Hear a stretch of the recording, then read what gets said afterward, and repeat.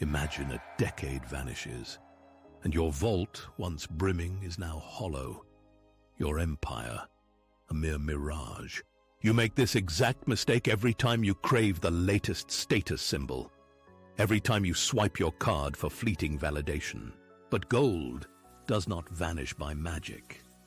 It flees from those who violate its immutable laws. It all started with two brothers and a shared inheritance. In the sun-baked hills of ancient Latium, twin brothers, Lucius and Caius, inherited lands of equal bounty. Lucius, the elder, possessed a spirit of grand ambition. He craved visible glory, immediate prestige. Caius, the younger, moved with quiet deliberation. His ambition lay not in show, but in enduring substance. Lucius declared his land would host a fortress, magnificent and unrivaled, a monument to his immediate power. He marshaled legions of builders, pouring his inheritance into colossal stones, soaring walls, and ornate battlements. The air thrummed with activity. His fortress rose swiftly, a marvel of engineering, dazzling all who beheld it. Villagers, merchants, even senators spoke of Lucius's magnificent palace in the sky. Meanwhile, Caius, with a handful of loyal workers, chose a different path. He planted a vineyard. Not a single vine would bear fruit for years. It was a commitment to the patient rhythm of the earth. His neighbors scoffed. Why plant what takes so long to yield? They wondered. Where is the glory? Caius simply smiled. He knew the true measure of wealth was not its immediate display, but its enduring growth. Years passed. Lucius's fortress stood complete, a breathtaking edifice. His inaugural feast was legendary. He surrounded himself with luxury, fine silks, exotic foods, and a constant retinue of guards and servants. But the fortress, though grand, was a hungry beast. Its upkeep devoured gold faster than it was admired. Guards demanded pay. Repairs were constant. Feasts expected. His inheritance dwindled, consumed by maintenance. Meanwhile, Caius's vineyards blossomed. The first harvest brought forth sweet grapes, then a rich golden wine. His wine became renowned, sought after by common folk and patricians alike. His modest income grew steadily. With each year's profit, Caius bought more land, planted more vines. His wealth compounded, silently, patiently. Lucius's fortress, a beacon of wealth to the world, became a burden to its master.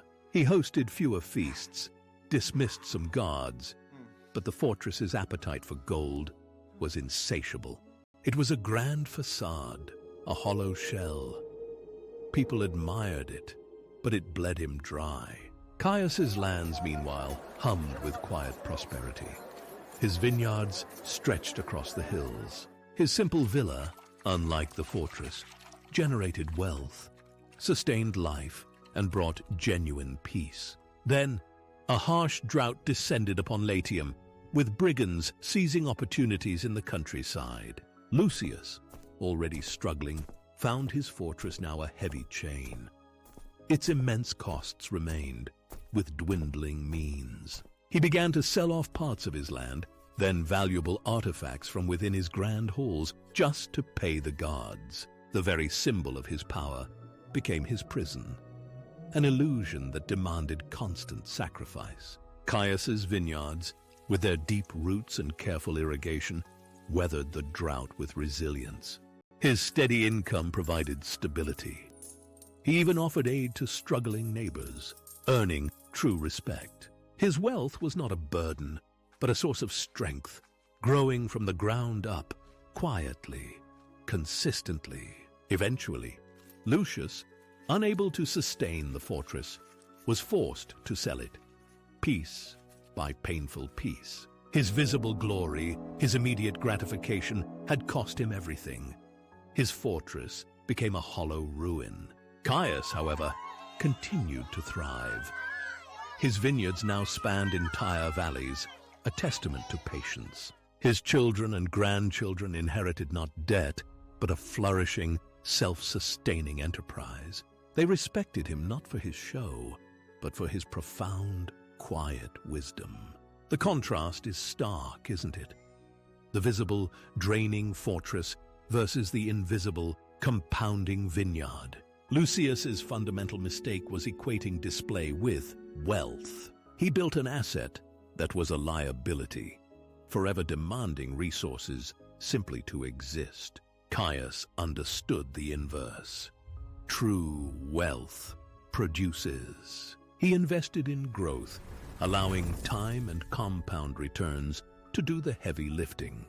This ancient truth is more relevant today than ever. How many modern fortresses do you see?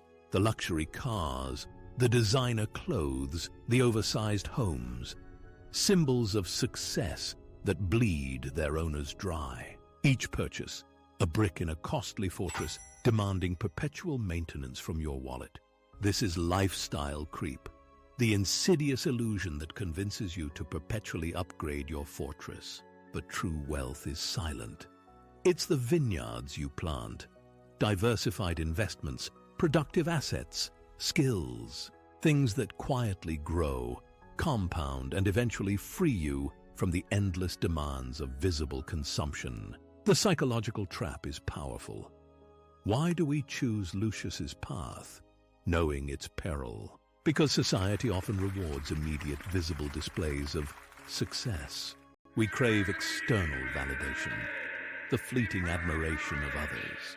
But this external praise is an expense. It costs your future, your peace of mind.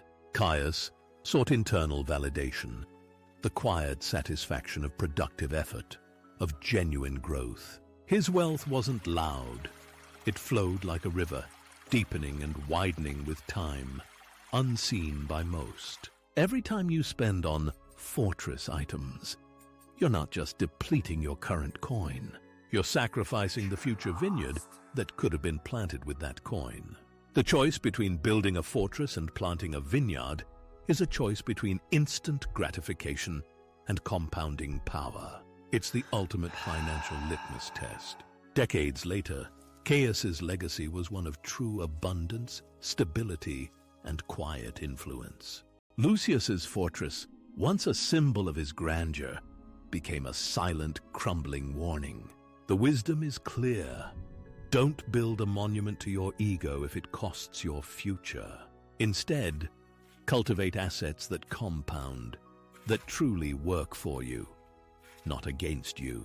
Embrace the quiet strength of the vineyard, the genuine security it brings. Your freedom lies not in what you display, but in what you quietly build. If the wisdom of the fortress and the vineyard has stirred something within your financial philosophy, don't let it merely vanish. Consider this. Are you tending your own vineyard, or merely polishing the walls of a fortress destined to crumble? Cultivate wisely.